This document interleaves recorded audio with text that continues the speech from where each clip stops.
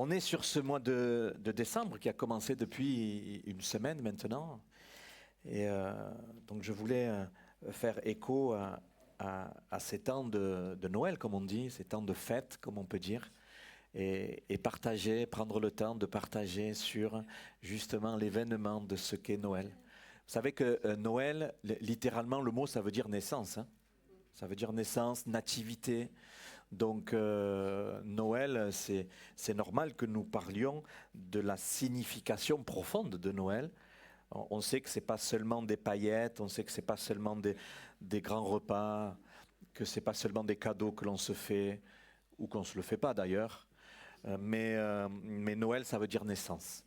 Alors ça ne veut pas dire qu'il ne faut pas faire un bon repas, hein, accompagné d'un bon vin, à consommer avec modération, bien sûr. Ça ne veut pas dire qu'il ne faut pas s'offrir des cadeaux aux personnes que nous aimons en particulier. Ce n'est pas de ça qu'on parle. On parle qu'au-delà de tout ça, il y a une signification biblique et donc forcément spirituelle. Alléluia. Et le titre de mon partage, c'est la thématique de ce mois de décembre pour l'Église, c'est Noël, le projet d'amour de Dieu.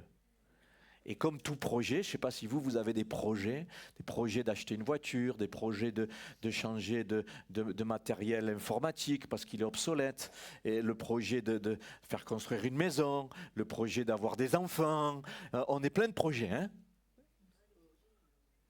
Mais qui dit projet, dit besoin d'organiser des projets. On est d'accord avec ça? Eh oui, un projet, ça se fait pas en claquant des doigts. Ça se réfléchit, et ça se planifie, ça se budgétise. Ça, c'est le côté plus embêtant. Et quand on parle du projet de Dieu, Dieu qui est Dieu de toute éternité, a prévu, a organisé, a planifié la venue de Jésus. Les textes décrits disent au temps marqué. Donc, au temps prévu par Dieu. Et quand j'ai cité de mémoire Ésaïe 9, la prophétie, dans les temps d'épaisses ténèbres, la lumière a jailli, ça parlait de Jésus qui allait venir, bien sûr. Mais les épaisses ténèbres, c'était pas à l'époque quelque chose de spirituel. Le prophète Ésaïe parlait pour encourager le peuple qui habitait dans un lieu qui était dominé par des peuples ennemis et qui les rendait malheureux. Et les ténèbres étaient dit de manière imagée pour illustrer cette réalité temporelle, et de dire au peuple de la part de Dieu, courage, tu vis des moments d'esclavage, tu vis des moments d'oppression, de maltraitance, mais les choses vont changer. La lumière va venir, la solution va venir. Et ça parlait des temps, des gens qui habitaient au moment du prophète Ésaïe, mais comme toute prophétie, ça nous parle aussi de la venue de Jésus. Amen. Ça montre que Dieu avait un projet, il l'a dit, il l'a annoncé et il l'a fait. Si tu ne projettes pas de bénir tes proches par quelque action que ce soit, si on ne réfléchit pas, si on ne se pose pas pour organiser notre quotidien, pour organiser notre avenir, eh bien, les choses ne se feront pas. Alors, on va avoir plein d'idées, plein de projets à la tête, plein comme on dit, des rêves, des envies, des désirs, on appelle ça le mot qu'on veut. Mais si on ne prend pas le temps pour s'organiser, pour poser les choses, de manière humaine, mais aussi de manière spirituelle, eh bien, les choses ne se feront jamais. Avec l'Église, on peut avoir de tas de projets, mais si nous ne prenons pas le temps de réfléchir sur qu'est-ce qu'on veut faire dans 2 ans, qu'est-ce qu'on veut faire dans 3 ans, qu'est-ce qu'on veut faire dans 5 ans, si le Seigneur tarde à venir, qu'est-ce qu'on fait? On est là, on continue à venir tous les dimanches? Qu'est-ce qu'on fait? Il faut se poser. Et si on a des projets, devant le Seigneur, il faut les organiser. Dieu est un Dieu de projets. Et Noël, la venue de Jésus, est le résultat des projets de Dieu. Alléluia. Et donc ce projet de Dieu, il s'est manifesté il y a quelque peu 2000 ans. Je voudrais qu'on prenne un texte, justement de revenir sur la naissance de Jésus. On peut prendre le texte dans Luc chapitre 2, c'est la lecture que je vous propose ce matin.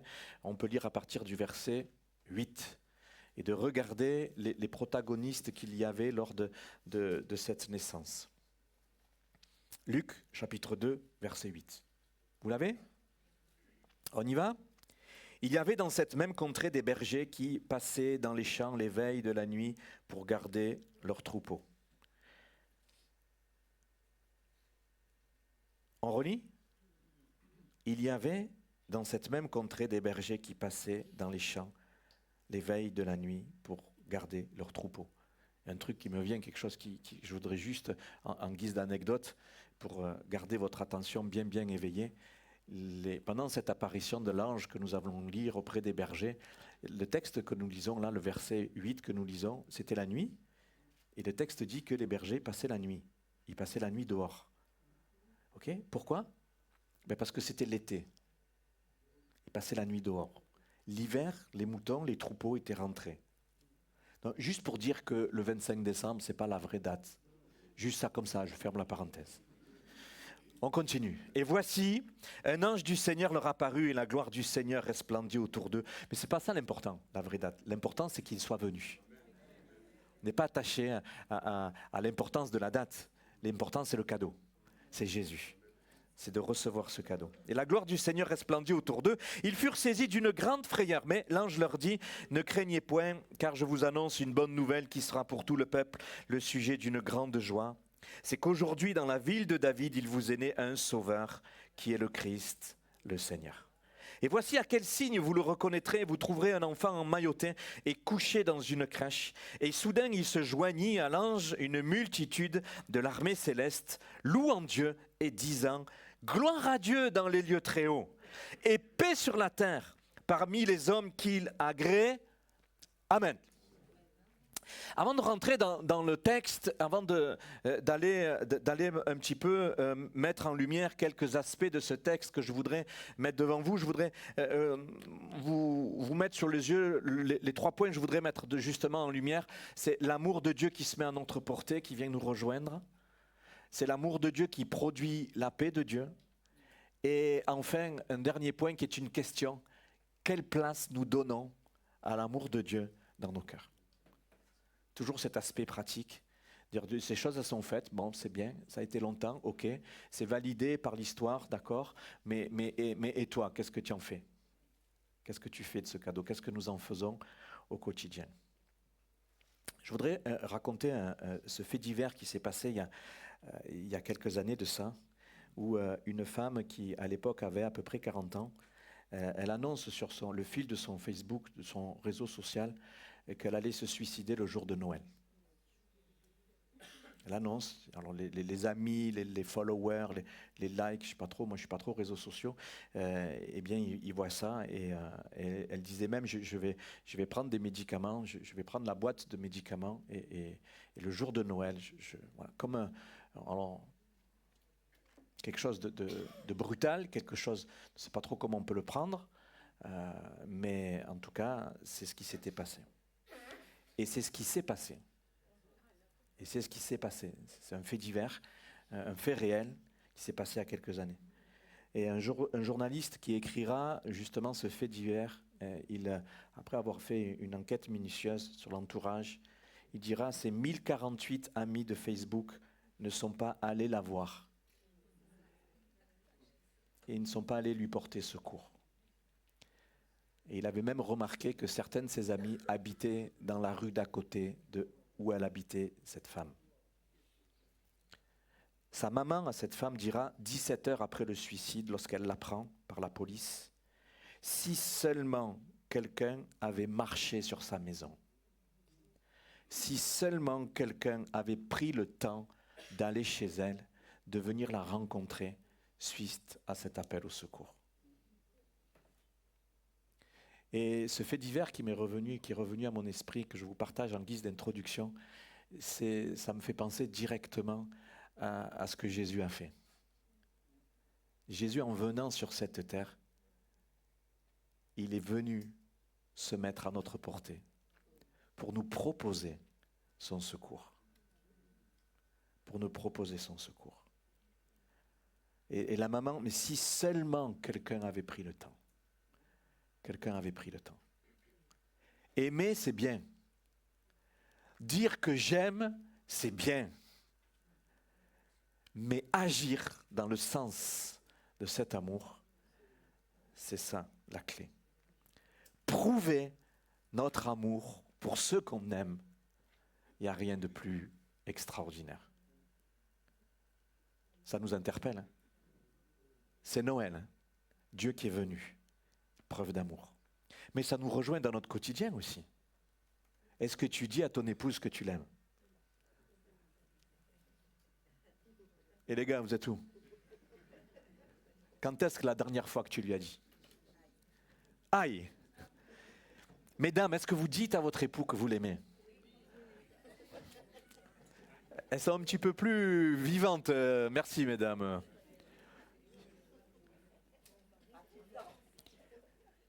Mais c'est tellement important de le dire. Et tu l'approuves comment? On le prouve comment? On le prouve comment? Par des actes, par des faits, par des gestes d'attention. C'est bien de dire de l'aimer, c'est déjà bien. On a une tendance à ne pas dire les choses. Dans notre monde, on dit les choses par texto interposé, par des émoticônes, vous savez. Mais je lui ai envoyé un cœur la semaine dernière. Quand même, elle a compris, oh, faut pas pousser. Non, mais ça va plus loin que ça. Heureusement que du ciel, le Seigneur, il ne nous a pas envoyé des cœurs, tu sais. Puis débrouille-toi avec ça. Seigneur, il est venu. Le prouver, c'est mieux. Nous avons besoin de réaliser qu'au travers de ce temps de Noël, c'est Dieu qui s'est rendu disponible pour chacun de nous. Celui qui est capable de tout, il a arrêté, j'ai l'image comme ça, il a arrêté ce qu'il était en train de faire dans le ciel pour se mettre en marche. Jésus a revêtu notre humanité. Il a enlevé sa gloire et il a revêtu notre humanité. C'est pas qu'il a arrêté d'être Dieu, c'est qu'il s'est dépouillé lui-même et il a revêtu notre humanité. C'est ça la naissance de Jésus. Jésus, il n'est pas né à ce moment-là. Jésus, il n'a jamais été né, il est Dieu. Mais il s'est incarné. Il est venu se limiter lui-même dans notre enveloppe corporelle. Vous me suivez? C'est très important. C'est très important. Tout ça pour nous prouver son amour. Pour nous communiquer ce qu'il est. Pour nous se rapprocher de nous, pour permettre une relation d'amour. Alléluia. Et à travers cette anecdote que je vous ai citée, eh bien, ce fait divers, eh bien, on a du mal avec les relations. Soignons nos relations. Faisons attention à nos relations. Réfléchissons à entretenir des relations. Faisons des projets pour des relations saines. Ne nous laissons pas piéger par le temps. Ah, mais j'ai pas eu le temps. Ah, mais je voulais le faire, mais je ne l'ai pas fait. Prenez-le, même entre nous, hein. Même entre nous. Et Jésus a ouvert un chemin pour nous dire, voilà, c'est possible d'arrêter ce qu'on est en train de faire pour s'organiser, pour que des preuves d'amour puissent se mettre en place. Alléluia. Dieu en Jésus a fait cette démarche de venir nous rencontrer. C'est une démarche. Et Jésus est le témoignage de cette preuve d'amour dont nous avons tant besoin. J'avais cette pensée pendant la prière de dire que, en fait, depuis les temps anciens, vous savez, l'être humain n'a jamais remis en question l'existence de Dieu. Le fondement, c'est pas ça. Le fondement de la réflexion et le fondement de toute culture philosophique, c'était pas de répondre à une question, est-ce que Dieu existe ? C'est pas ça le fondement de la philosophie. La philosophie, l'a dérivé à aujourd'hui. Quelqu'un qui est philosophe, la plupart du temps, mais on va dire, ah oui, mais il est philosophe, ou la réflexion humaine, philosophique, elle nous éloigne de Dieu. Mais la base de la philosophie, c'était de répondre à cette question, est-ce que Dieu existe ? Et d'y répondre en disant oui. Mais ça a dérivé en une autre question. Et cette autre question, c'est, est-ce que Dieu est vraiment nécessaire ? Est-ce que Dieu est le nécessaire à notre vie?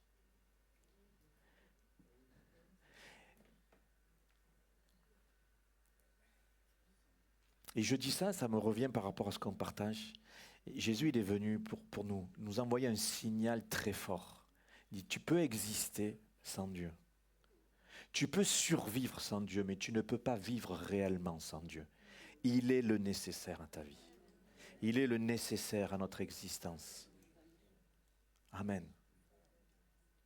Donc dans notre réflexion, de dire, Seigneur, je ne veux pas seulement exister, je veux vivre, et je ne veux pas seulement survivre, dans le sens où être balayé par rapport aux circonstances positives ou négatives de ma vie, je veux vivre. Et non seulement je veux vivre, mais je veux vivre de ta vie. Je veux vivre pour toi. Et Jésus, il est venu pour rendre possible ces choses-là. Tu n'es pas seulement venu sur cette terre pour exister. Tu es venu pour vivre. Et vivre pour Dieu. Et vivre avec Dieu. Amen. Et Jésus, il est venu faire réaliser ce matin qu'on a tant besoin de lui. Et il est venu pour que ce besoin soit comblé. Alléluia. Qui vienne chasser toute peur, qui vienne chasser toute angoisse, qui vienne chasser toute faute qui a été commise dans le passé, par nous-mêmes ou par les autres qui nous ont impactés. C'est-à-dire, je ne vis pas dans le passé, mais je vis avec toi, dans le présent et dans le futur. Mon passé ne déterminera pas ma manière de vivre ici et maintenant. Jésus me guérit de mon passé pour pouvoir vivre pleinement avec lui. Et ça, c'est tout ce qu'il y a dans le message de Noël. C'est tout ce qu'il y a dans le message de Noël. Alléluia. Alors l'amour de Dieu qui se met à notre portée. On relit le verset 11 de ce qui nous occupe ce matin. C'est qu'aujourd'hui dans la ville de David, il vous est né un sauveur qui est le Christ, le Seigneur. Je vous l'ai dit tout à l'heure, Jésus, il est né mais il n'a jamais été créé. Il est lui-même Dieu et il a revêtu notre humanité. Il s'est mis à notre portée pour que la relation d'amour soit possible. Pour que tout ce qui est dans le ciel nous soit communiqué et nous soit accessible. Alléluia. Verset 23, on va dans Matthieu. L'évangile de Matthieu et l'évangile de Luc sont les deux évangiles où vraiment il parle de la nativité plus précisément. Nous lisons ceci, voici la Vierge sera enceinte, elle enfantera un fils et on lui donnera le nom d'Emmanuel, ce qui signifie Dieu avec nous. L'amour de Dieu qui se met à notre portée, c'est Jésus. C'est Jésus qui s'appelle Emmanuel, qui s'appelle Dieu avec nous. S'il est avec nous, ça veut dire qu'il s'est abaissé jusqu'à nous. S'il est avec nous, ça veut dire qu'il est tout le temps avec nous. Il n'est pas seulement avec nous quand nous venons à l'église. Il n'est pas seulement avec toi lorsque tu plies les genoux et que tu pries. Il n'est pas seulement avec toi quand tu es au top dans ta relation avec lui. Il est tout le temps avec toi. Il est avec nous. Et parce qu'il est avec nous, alors les choses peuvent avancer avec lui. Les choses peuvent changer avec lui. C'est Dieu qui, en Jésus, vient à notre rencontre. Amen. Vous savez, l'amour, ça se témoigne. On l'a dit tout à l'heure. Mais l'amour, ça se témoigne avec la volonté d'être avec celui ou celle que nous aimons.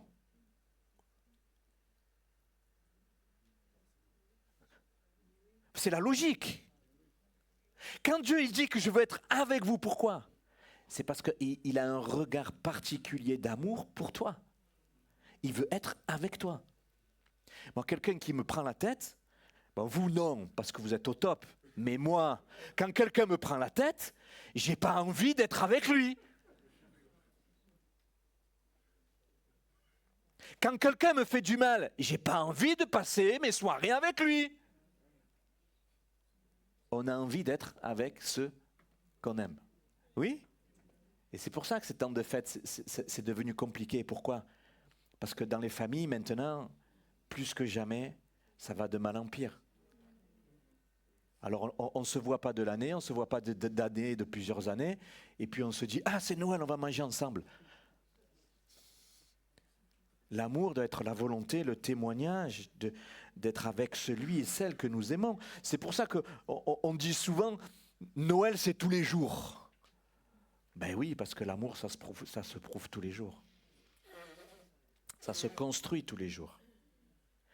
Et le Seigneur, il dit voilà, et celui qui va venir, Jésus qui a été annoncé, c'est Emmanuel. C'est Dieu avec nous. C'est une preuve d'amour. C'est une volonté de vivre avec nous toujours. Vous vous rappelez, dans cette nuit avant l'arrestation avec les disciples, je fais un pont. Jésus, il va prendre la dernière Pâque et il va leur annoncer sa mort, son arrestation et sa mort. Et le texte dit que les disciples, ils ont été troublés. Et puis Jésus dit, mais n'ayez pas peur, ne soyez pas troublés. Je m'en vais vous préparer une place. Puis quand la place sera prête, je vais revenir pour vous chercher. Parce que là où je suis, je veux que vous y soyez aussi. Pourquoi ? Parce qu'il nous aime. L'amour nous amène à être proches de ceux que nous aimons. Ne laisse rien séparer ton cœur de celui de celle que ton cœur aime. Même des fautes. Même des incompréhensions. Même des décalages des fois. Seigneur, l'amour qui fait que je reste proche. Alléluia. Le Seigneur, il est là, il est venu, c'est Dieu avec nous. Il est là où tu vis. Il est là à l'endroit où tu vis, dans ta maison. Il est là au sein de ton foyer. Il est là dans ton couple. Il est là dans ton travail. Il est là pour te rappeler qu'avec lui, si il est là et que tu en es pleinement conscient, consciente, avec lui toujours et toujours tout possible. Il est ce Dieu avec nous, ce Dieu de l'impossible, avec qui tout est possible. Amen. Le texte dit dans 1 Jean chapitre 4 verset 9, l'amour de Dieu a été manifesté envers nous en ce que Dieu a envoyé. Dieu s'est mis à notre portée, a envoyé son Fils unique dans le monde afin que nous vivions par lui. Que nous vivions par lui. Tu n'es pas appelé à exister. Tu n'es pas appelé à vivre bon an, mal an. Tu es appelé à vivre pour lui, de sa vie. Amen. Jésus a quitté son ciel de gloire pour être près de nous, parce qu'il est passionné d'amour pour chacun de nous. Est-ce que quelqu'un ce matin a besoin d'accepter cette réalité ? Toi qui as été tellement rejeté, toi qui as été tellement incompris ou incomprise, Dieu t'aime d'un amour inconditionnel. Et il est venu, il a quitté son ciel de gloire pour toi. Ce matin, il y a un combat, il y a une lutte, parce que tu as besoin d'accepter tout simplement. Le Seigneur ne veut pas tes efforts. Le Seigneur ne veut pas que tu attendes tu fasses attention à cette pensée qui est dans ton cœur. Il te dit, mais j'attends d'être mieux. J'attends de faire des progrès pour pouvoir venir à Christ. On vient à Christ comme on est. Tu es accepté comme tu es. Et c'est lui qui, après, te change. Alléluia. On n'attend pas d'être meilleur pour venir à Christ. On vient à Christ comme on est. On reçoit son amour comme on est. Et c'est son amour, à son contact, qui nous change. Alléluia. Sinon on se trompe, on restera toujours caché. Alléluia. Il veut être près de nous et il veut rien qu'il y ait entre nous. Aucune séparation. Alléluia. Même la pire des séparations, le Seigneur est venu la détruire. La mort, il est venu la détruire. La pire des séparations, Jésus l'a vaincu. Il a dit, mais même la mort ne pourra pas vous séparer de moi. Vous êtes à moi pour l'éternité, pour toujours. Dans ce monde ou dans l'autre monde, rien ni personne ne pourra vous séparer. Alléluia. Il n'y a que l'amour de Jésus qui est plus fort que la mort. Ce n'est pas l'amour tout court qui est plus fort que la mort. L'amour humain, il est limité. La mort vient tout arrêter et tout détruire et nous plonger dans un souvenir de disette, un souvenir de solitude. L'amour de Dieu, il n'y a que l'amour de Jésus qui est plus fort que la mort. Parce que même la mort ne peut empêcher la relation. Amen. C'est pour ça que lorsque vous et moi, nous passons par la mort d'un proche, il est celui qui peut pleinement nous guérir de cette profonde tristesse, parce qu'il a vaincu la mort. Amen. Tout ça parce que Jésus s'est mis à notre portée. Gloire à Dieu, cachez votre joie. L'amour de Dieu produit la paix de Dieu. Quand on se sent aimé dans notre cœur, il y a beaucoup de bonnes choses qui remontent, notamment la paix. On ne peut pas te parler de tout, mais on peut parler de la joie aussi. La joie d'être avec lui, de se sentir protégé. La paix de Dieu également, qui nous délivre de toute forme de culpabilité. On a entendu ça. On a entendu ça ce matin. Luc, chapitre 2, verset 10. Mais l'ange leur dit, ne craignez point, car je vous annonce une bonne nouvelle, qui sera pour tout le peuple le sujet d'une grande joie. S'il y a la peur, la paix ne peut pas venir. C'est pour ça que l'ange il commence par ça. N'ayez pas peur. C'est fou que dans toute la parole de Dieu, le mot n'aie pas peur ou le mot ne crains pas, il est cité 365 fois. Une parole pour nous rassurer tous les jours. C'est un truc de fou quand même la parole de Dieu. Il n'y a pas de hasard. Pourquoi c'est répété 365 fois? C'est répété 365 fois parce que Dieu sait que dans nos pensées, dans nos cœurs, nous avons une fragilité dans notre humanité. Est-ce que vous avez déjà fait attention combien de fois nous disons dans nos conversations, quand il nous arrive quelque chose, « Ah, j'ai peur que ça. Ah, j'ai peur de ça. Oh, j'ai peur de rater ceci. Oh, j'ai peur de manquer ça. Oh, Pour certaines personnes, c'est 365 fois par jour. C'est pas par une fois par jour. Tellement on a besoin que le Seigneur il vienne calmer nos peurs. Non? C'est pas pour rien que Jésus va être appelé le prince de paix.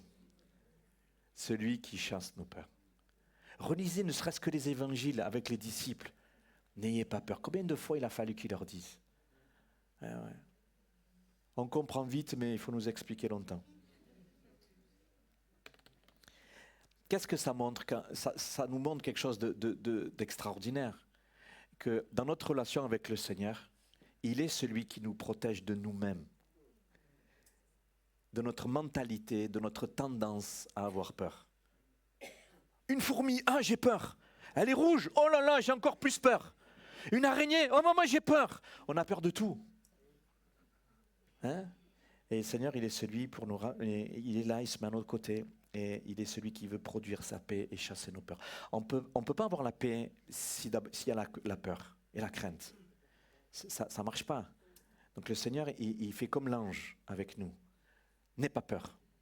Mais en n'ayant n'aie pas peur, il chasse la peur. Il chasse notre construction de peur et de crainte. La peur d'être abandonné. C'est des maladies qui nous tuent. C'est des maladies de l'âme qui nous tuent. Jésus dit, avec moi, tu ne seras jamais abandonné. La peur de ne pas y arriver. Seigneur, mais si je m'approche de toi, est-ce que je vais tenir, comme on dit? La peur. Le Seigneur te dit, laisse, c'est moi qui te donne la force. C'est moi qui te donne. C'est moi qui te nourris. Tu vis avec moi, à travers moi. C'est ça la vie de Dieu. L'être humain, dans notre humanité, dans notre société, si tu n'y arrives pas, tu n'y arrives pas. Mais avec le Seigneur, si tu n'y arrives pas, tu y arrives. Et oui. Et c'est Paul qui le dira. Quand je suis faible, c'est là que je suis fort, Seigneur. Waouh! Il faut qu'on mette à jour les principes de Dieu qui ne sont pas les principes des hommes. Il y a une réelle sécurité pour celui ou celle qui vient à Christ parce qu'il y a la protection de Christ. C'est son amour qui nous protège. Alléluia. Psaume 63, David, dans un temps de détresse, un temps de désert, il est poursuivi par des ennemis. Les textes disent que c'est Saül, mais moi je dirais plutôt que c'est son fils Absalom qui lui a volé la royauté et qui veut le tuer. David, il a vécu des choses compliquées. Hein. Et alors qu'il fuit, qu'il est dans le désert, il écrira ce cantique, il écrira ce psaume 63. Il dira, tu es mon secours, Seigneur. Et je suis dans l'allégresse à l'ombre de tes ailes. Alors que physiquement, il est en danger de mort.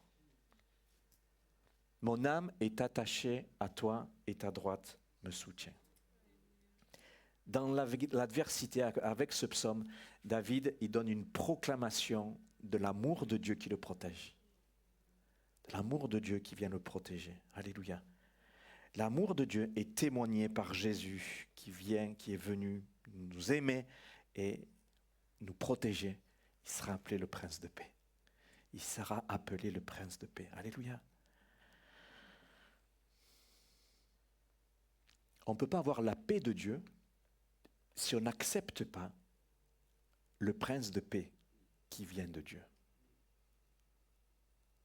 Vous me suivez? La paix surnaturelle de Dieu auquel tu aspires, qui chasse ses craintes, elle vient de mon acceptation de celui qui est appelé le prince de paix.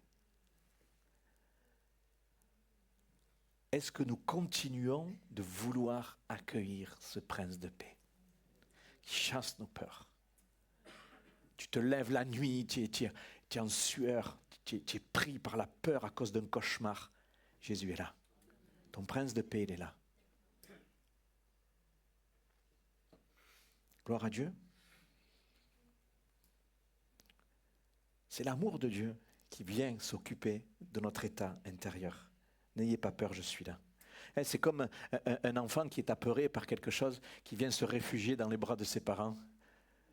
Et les parents, qu'est-ce qu'ils font? Ils le calment. Pourquoi? Parce qu'il se sent aimé, il se sent en sécurité. Et la paix revient. La paix revient. Alléluia. Hébreux chapitre 4 nous dit comme ça, car nous n'avons pas un souverain sacrificateur. Ce souverain sacrificateur, c'est Jésus. À l'époque, le souverain sacrificateur, dans les écrits anciens, c'était celui qui prenait le sang, qui allait dans la présence de Dieu pour offrir le sang pour les fautes du peuple et ses propres fautes. Et là, le souverain sacrificateur, c'est Jésus. Et il vient devant Dieu avec son propre sang pour nous. Et nous n'avons pas un souverain sacrificateur qui fait ce travail, qui ne puisse compatir à nos faiblesses. Pourquoi il peut te comprendre dans tes luttes et des combats? Parce que Jésus est venu revêtir ton humanité. C'est pour ça qu'il te comprend dans tes faiblesses. Il te comprend quand tu n'as plus envie. Il te comprend quand tu as peur. Quand tu te sens démuni, il compatit à tes faiblesses. Il a été tenté comme toi en toutes choses. Il te comprend quand tu es tenté. Il te comprend. Il a été tenté comme nous en toutes choses, à part que lui, il est jamais tombé, il n'a jamais commis de péché. Ce Jésus qui s'est mis à notre portée, qui veut nous communiquer sa paix, il te connaît. Il connaît tes failles. Il connaît tes limites, il connaît tes peurs, il connaît tes secrets qui te font souffrir. Il connaît les mépris que tu subis, il connaît ta souffrance intérieure. Il connaît tout. Il ne te juge pas, il ne te condamne pas. Il te dit, je suis venu pour toi. Je suis venu pour te rejoindre. Je suis venu pour te sauver. Je suis venu pour faire le ménage dans ta vie, enlever tout ce qui te détruit et poser ta paix, et poser ma paix. Amen. Il veut nous porter dans nos difficultés, il veut nous secourir. C'est le sens de cet amour de Dieu qui produit la paix de Dieu. Alléluia. Alors, quelle place dans nos cœurs? Quelle place dans nos cœurs? Regardons le texte encore. Revenons dans notre texte de Luc 2, verset 12. L'ange apparaît au berger. Et l'ange dit, voici à quel signe vous le reconnaîtrez. Vous trouverez un enfant emmailloté et couché dans une crèche. On se dit, mais que fait un enfant dans une crèche? Alors, je sais que à l'époque, c'est comme dans nos fermes, dans nos régions rurales. Hein. L'étable ou là où on mettait les animaux, c'était collé à la maison. Et il y avait une porte, des fois il n'y avait pas de porte, entre l'étable et la maison où la famille vivait. Les éleveurs, les agriculteurs vivaient, c'était lié. Mais quand même, un bébé, on le met plutôt dans la maison, même si les deux lieux sont liés par une même maison. En tout cas, logiquement, ce n'est pas un endroit où on trouve un enfant. Les textes disent, on ne peut pas le voir, mais en fait, dans ce village où Marie a accouché de Jésus, eh bien, c'était l'époque du recensement. Il y avait beaucoup de monde. Ils venaient pour se faire recenser. Les Romains avaient demandé ça et il n'y avait plus de place à l'hôtellerie, les textes disent. Il n'y avait plus de place. Le gars qui tenait l'hôtel, l'hôtelier, quand Joseph et Marie sont arrivés, il n'y a plus de place. Il a été pris par le travail d'accueillir les gens, la frénésie de la bonne affaire, des périodes où il ne faut pas manquer, on remplit les chambres, les amis. On accueille, c'est le bon moment, il faut y aller. Il y a des périodes comme ça pour ceux qui font du commerce, mais cette frénésie, eh bien, il n'a pas vu, il n'a pas su accueillir Jésus, ce bébé insignifiant. Ça nous parle de nos vies. Ça illustre le fait d'être pris par notre vie, ne pas prendre le temps pour l'essentiel. Alors là, on a cité l'exemple du travail, à l'image de l'hôtelier. Il n'a pas vu, il n'a pas compris, il a négligé. Il dit non, t'as réservé, t'as pas réservé. Bon, je peux rien faire pour toi. Il est passé à côté de quelque chose. Il est passé à côté d'une bénédiction, ce gars. Et des fois, c'est autre chose, pas forcément le travail, mais ça peut être autre chose qui peut nous faire passer à côté de la bénédiction. Notre planning. Ah, mais moi, je viens pas à l'église, c'est pas grave, je viendrai une autre fois. Le rythme de notre vie, qui est lié à nos occupations familiales, à nos loisirs, à tout ce qu'on veut. On se fait facilement prendre. Et le truc, c'est que quand il y a quelque chose qui est devant nos yeux, on y est occupé, on est engagé. Et c'est au détriment de voir ce que le Seigneur veut faire dans nos vies et au travers de nos vies. On peut passer à côté de l'amour de Dieu à cause de toutes sortes qui, dans notre vie, des choses qui nous préoccupent et qui deviennent importantes, voire primordiales pour nous. Et on passe à côté de l'essentiel. On passe à côté du divin. Jésus passe au milieu de nous ce matin. Est-ce qu'il se sent accueilli par tous les cœurs que nous sommes? Ou on est en train déjà de dire, de lorgner, quelle heure il est là? Bon, ok. Prends le temps. Se laisser être touché par cet amour, combien c'est important. Des fois, on est comme la mentalité de l'hôtelier, tellement occupé. Oui, Jésus m'aime, Jésus t'aime, oui, mais occupé. Et puis notre âme, elle n'est pas guérie. Notre âme, elle n'est pas en paix, parce qu'on ne laisse pas le temps au prince de paix de faire son travail avec nous. Non, ça ne nous rejoint pas des fois? Et puis dans Matthieu, il y a quelqu'un d'autre qui est passé à côté. C'est le roi Hérode. Le roi Hérode, le texte dit, ayant appris que Jésus allait naître. Un roi allait naître, tu parles, les mages, ils viennent voir Hérode, il lui dit, oh, il y a un roi qui est né chez toi. Hérode dit, ah bon, il y a un roi, mais je ne suis pas au courant, moi. Et quand il a entendu ça, le texte dit, Hérode fut troublé. Et puis tout Jérusalem avec lui. Oh, on ne nous a pas dit qu'il y avait un roi. Littéralement, troublé, il a eu peur. Son âme a été tourmentée. Et on le sait. Vous savez, quand on a peur, quand on est tourmenté, quand on est troublé, on fait toujours des mauvais choix. Vous savez quel choix il va faire, Hérode? Il va tellement avoir peur que ce bébé roi lui prenne la place, il va faire tuer tous les premiers-nés. Rien que ça. Quand on a peur, quand on est troublé, quand on ne sait plus quoi faire, quand on se sent débordé, on fait toujours des mauvais choix. Hérode a cru qu'il allait perdre sa position, ou que quelqu'un allait lui voler sa position. Mais en même temps, Hérode, c'est l'image des personnes qui croient que Jésus va venir et lui enlever quelque chose à sa vie. Hérode croyait que ce bébé allait lui enlever sa position de roi. Et des fois, on se ferme à l'amour de Dieu parce qu'on croit que Jésus dans notre vie va nous empêcher de vivre comme on a envie de vivre. C'est la mentalité, j'appelle ça la mentalité d'Hérode. Je ne veux pas de Jésus parce que si je viens à Jésus, je ne pourrai plus faire ceci, je ne pourrai plus faire cela, je ne pourrai pas aller là-bas, je ne pourrai plus... On a l'impression que quand tu viens à Jésus, c'est la pire des choses. Parce qu'il y a la mentalité d'Hérode qui est là. De croire qu'en venant à Jésus, tu vas perdre quelque chose. Alors que la réalité biblique que nous venons de dire jusqu'à maintenant, c'est que Jésus, il est venu pour te donner quelque chose. Ce que tu n'auras jamais par ailleurs. L'amour de Dieu, sa paix. Alléluia. Je prie pour qu'il n'y ait pas une mentalité d'Hérode au milieu de nous ce matin. Jésus, en naissant sur cette terre, en vivant sur cette terre, en mourant sur cette terre, il est venu manifester cet amour passionné qui se donne. Jésus, il est venu pour donner. Il est venu pour te donner. Il n'est pas venu pour te prendre. Il est venu pour donner. Alléluia.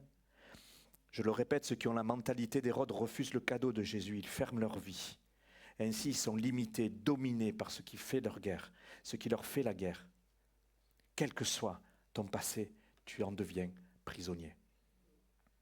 En ayant cette mentalité d'Hérode. Cette mentalité d'Hérode qui nous empêche de voir qu'en Jésus, les choses peuvent changer.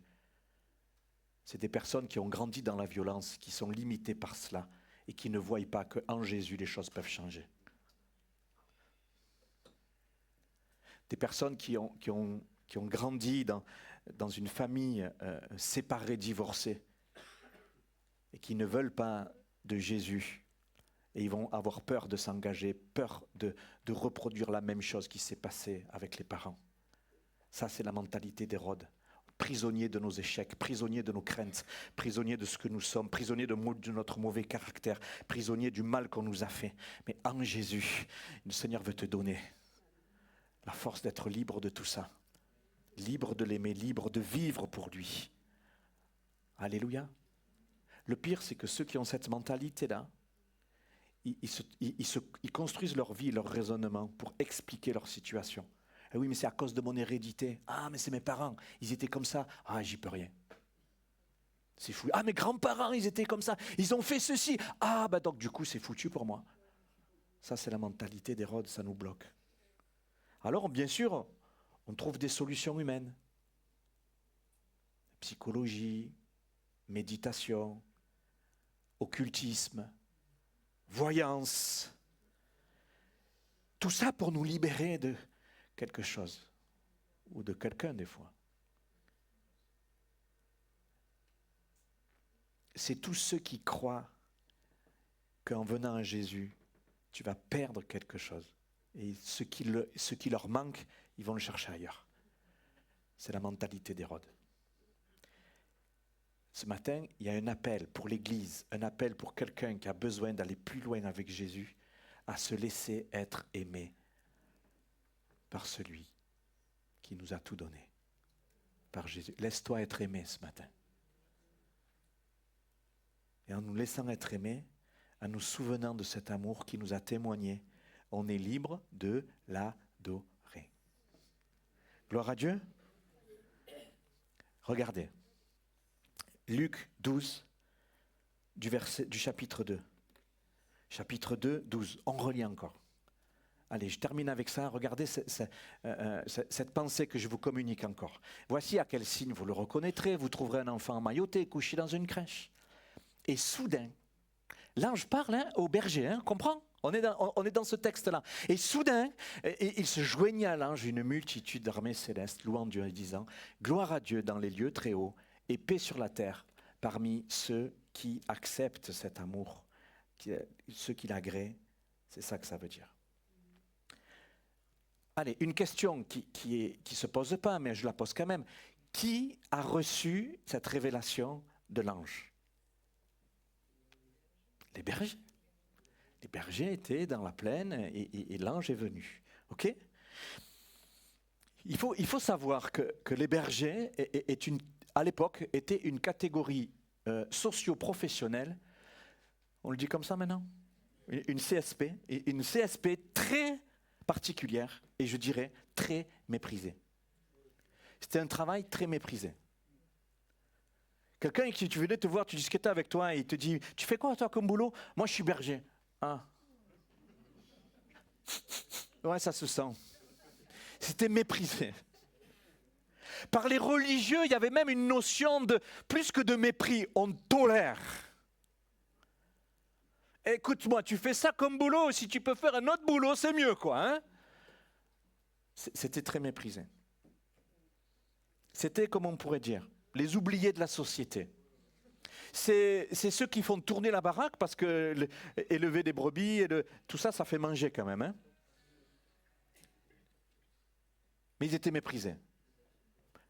Bon, toute corrélation avec un fait de société qui nous occupe aujourd'hui serait fortuit. On a besoin de certains métiers, mais ils sont méprisés. Vous me suivez? C'était les bergers.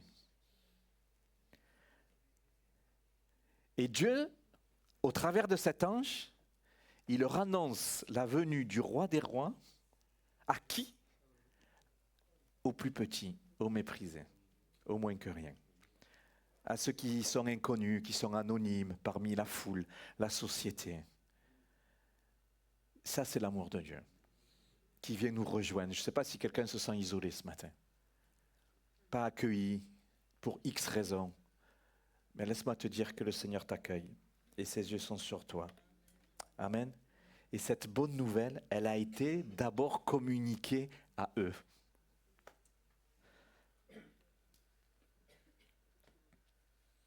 Et qu'est-ce que les bergers ont fait? Ils ont reçu. Ils ont reçu. On n'a pas lu parce que ça serait trop long, mais si vous prenez le texte que vous avez sous les yeux et que vous allez jusqu'au verset 20 du même chapitre, le texte nous dit « Les bergers s'en retournèrent, glorifiant et louant Dieu pour tout ce qu'ils avaient entendu et vu et qui était conforme à ce qui leur est annoncé. » Mes amis, le cœur du berger qui reçoit et qui croit. Regardez ce qui s'est passé. Regardez ce qui s'est passé. Verset 13.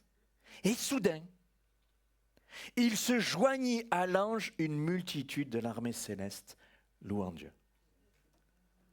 Qu'est-ce qui se passe? Un truc de malade, comme dirait quelqu'un. Un truc de ouf.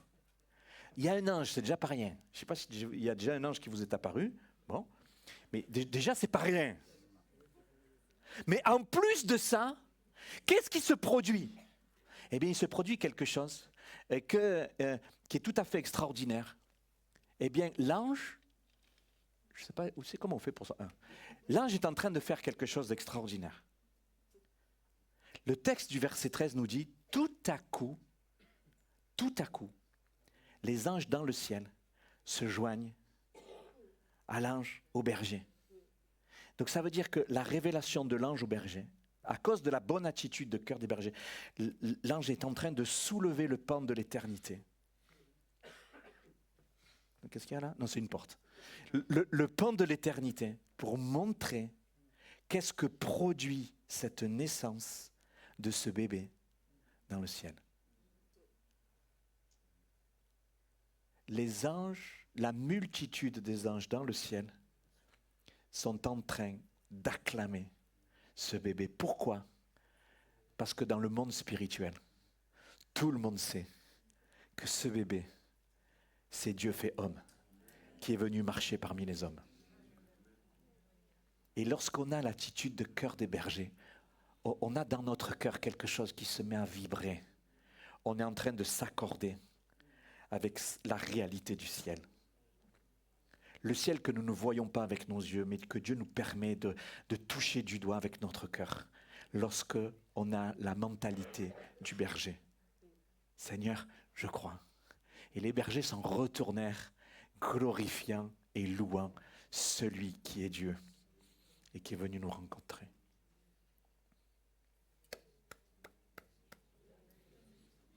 Ils se mirent à l'adorer. Je prie pour que ce matin, à travers cette matinée, le Jésus que nous aimons tendrement réveille en nous ce qu'il est pour nous et la force qu'il a et qu'il veut nous communiquer. Alléluia. Que toute apathie s'en aille, toute torpeur s'en aille et que notre cœur soit renouvelé dans la reconnaissance, dans la louange, dans l'adoration.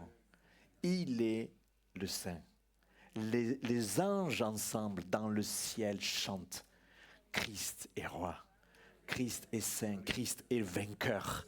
Alléluia. Est-ce que nous, l'Église, on pourrait par la foi s'associer et dire Seigneur, oui, face à ta détresse, face à tout ce qui te détruit, mon Jésus est celui qui est mon tout.